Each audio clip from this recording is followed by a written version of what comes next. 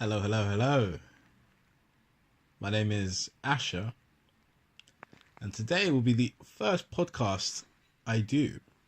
And so I thought I'd best title it In the Beginning, which is one of the first scriptures in the Bible? I think one of the first sort of words. In the beginning, God made the heavens and the earth, and then you also got the one in John. In the beginning, there was the word, I think. But yeah, I figured I would start a podcast, mainly because I have a lot of topics that I enjoy talking about, mainly toward the esoteric level, spiritual level, and just, normal life fundamental topics as well. So I figured it would be best just to run them on the podcast, maybe like 20 minutes or so, just talking about these things and yeah, just getting an idea of them. I'm not entirely sure where to go with the podcast today, so I figured I would just start with God. Yeah, that's quite a big start, but it's an important subject, I feel. So yeah, let's get into it.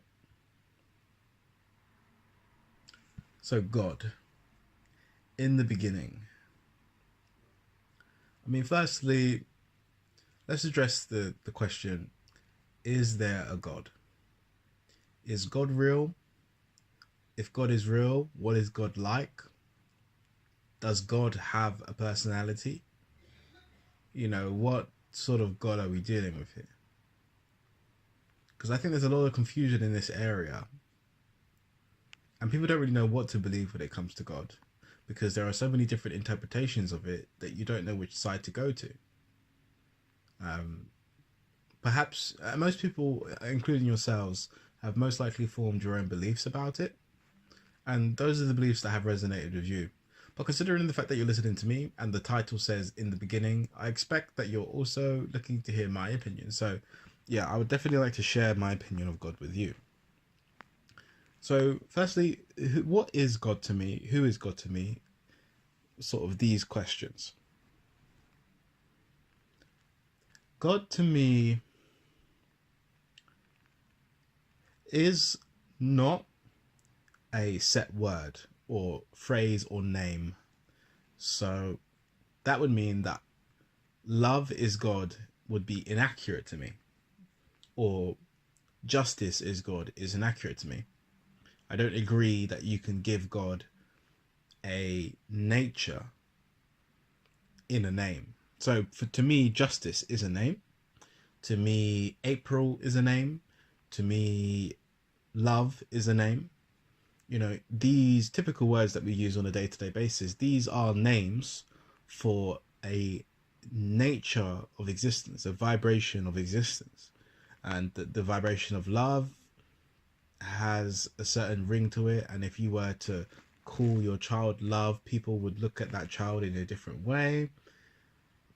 People have called their children diamond and loads of different things that were considered fluffy ideas or objects, but they've actually turned into names. And I think people will also give God a name in his different personality traits, as if he had a personality trait in the first place. But I do fundamentally disagree that God has a personality. To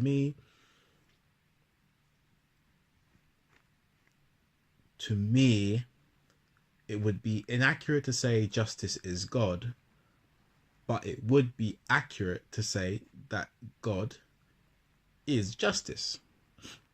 And that means that an aspect of God, an attribute of God, one of the many things that exists in his existence is the vibration of justice. I could also say God is love. And that would constitute to an attribute of God, being an attribute of God, an ability of God is his ability to love. And then I could finally say that God is hate. Whoa. But many things exist in his existence, and the vibratory frequency of hate is still a part of our universe. And I believe that God is the fundamental form of our universe. It's where we receive our it's where the universe receives its power, if you could say, from its energy from. Without God, there is no life. And so even hate as a vibration, as an idea, is a form of life. For even thoughts are alive and are things.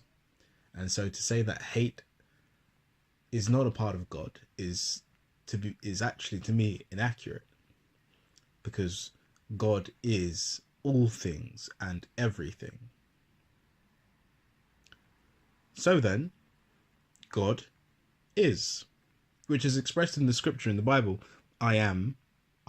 When I think Moses is talking to the bush and he asks, who are you? What's your name? And it says, I am. I think that's a perfect expression of what God is. God is. And there's nothing else after that. God simply is. He is that being, that awareness, that permeating consciousness, that existence, that thing that just is. And you can't bring him down to one word, which is why I only would prescribe an attribute to his entirety. In essence, then, to me, God is what he is. I am what I am at the time that I am that. And so instantaneously, it is all irrelevant. And so then in the beginning was the Word. To me, this simply means that in the beginning was God. And that's it. In the beginning was God. And then obviously we came as a consequence of God being that light. So we are almost a side effect of that infinite intelligence. And I would like to expand on that a little bit, because I don't mean that to come across, incorrectly. It would be best said, in the beginning was the Creator, and the Creator was God and is God. And there were also co-creators, which are you and me, pigments of God that retain his ability to create infinitely. We look toward our Father, the Almighty One, the Creator, God, but we also are co-creators in ourselves, and we have free will and the power to do those things. And that's where, topics like manifestation and the law of attraction, if you're accustomed to that, come in, because, it's all relevant. So in the beginning then was God. God is a creator. He is our source of life, and he permeates through all things. Some people would choose to not label it as God, but label it as a universal force. We would commonly use the term higher self, or the universe, or in Star Wars it was called the Force. I'm not too concerned about the terms. It's just that traditionally we've always used the term God, usually. So I would rather just stick with what people can relate to most. And I suppose that leads into the topic of, terms, because what's happening now is, as we move through life in this phase of existence, it's a time of extremes, and there's a lot of confusion going on with these abstract views of spirituality surfacing. And who do we go to nowadays for truth? Who has the correct view of God? Who's right? And I feel like that's the biggest problem of all, because to me, God is that, what I had described, which is God is.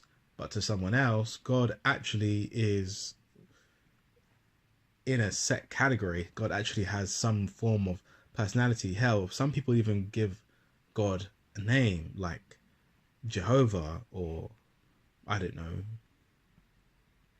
Jesus, and these sorts of names that come in, everyone having their own interpretation of the same thing will only lead to confusion and separation, especially if an individual is not willing to learn about someone else's belief system. So, in the question of who's right and who do you go to, I would like to say that when you're attempting to find your truth, you should only go with that which resonates with your heart the most. And for someone, that might be a religion like Christianity, but for another person it might actually be spirituality or Buddhism. I think it also depends on your state of evolution and where you're at. I'm not looking to uh, declare what religion is at what state of evolution, because I don't think I have the right to in that way. But I do think it is definitely dependent on your state of evolution at the time and what you resonate with in that time. So, definitely go for what resonates with you most, and have truth be your own personal adventure, your own personal journey, as they would call it, and have you discover your own truth through the process. And of course, bear an ear to those that you feel you resonate with most in your views and your conversations, and build your truth slowly. It's a slow process to create a house. You start from the bottom, and so as you're creating this house and you're furtherly and you're investigating spirituality further, just do it at a gentle pace so that you don't build the house so quickly that it's liable to fall, because maybe you missed a spot in your rushing. Because of the nature of the term in the beginning, I felt it was necessary to discuss, God and building your own truth, because, where do we begin on this, what seems to be a journey? Like, where do we start? Where does our truth come from? And how can we pursue, or how can we search for truth with confidence that we will find it? And I think that confidence does come from the understanding that the force, God, your higher self, whatever you might call it, is with you the whole way. And for some, it might be best to say that your higher self or God is in you and thus is with you the whole way. So as you're finding truth, you're finding things that resonate with the God in you that knows the truth. And so you would have an all-knowing sense of self inside you. And when something comes that is close to that level of truth, the bell will ring and will say, yeah, follow this guy, learn from this book, read this paper, listen to this individual. And I've always related to resonating in that way, where something just matches your frequency. If you've ever seen the waves of a frequency, right? It goes up, down, up, down, up, down, but it goes up and down at different intervals. Some are wider, like microwaves, and some are much shorter, like gamma waves. And if you're operating at a gamma wave frequency in your understanding of truth, then you're going to have to find someone who's also at the same frequency so that they can match you up. Whether that's increasing the frequency or decreasing it, because obviously they won't entirely be your match. They'll be off a little bit, or they'll be off a little bit in a little way, and your frequency will adjust to theirs as you take on their beliefs and understanding of what truth is. And so you'd find it that it actually is an up and down journey. You fail and you fall and you come straight back. But in your beginning, in your building the foundation of truth, in the building of your own roots, trust in the God in you to guide you into learning about it. So if, for example, you found my channel, that may be some form of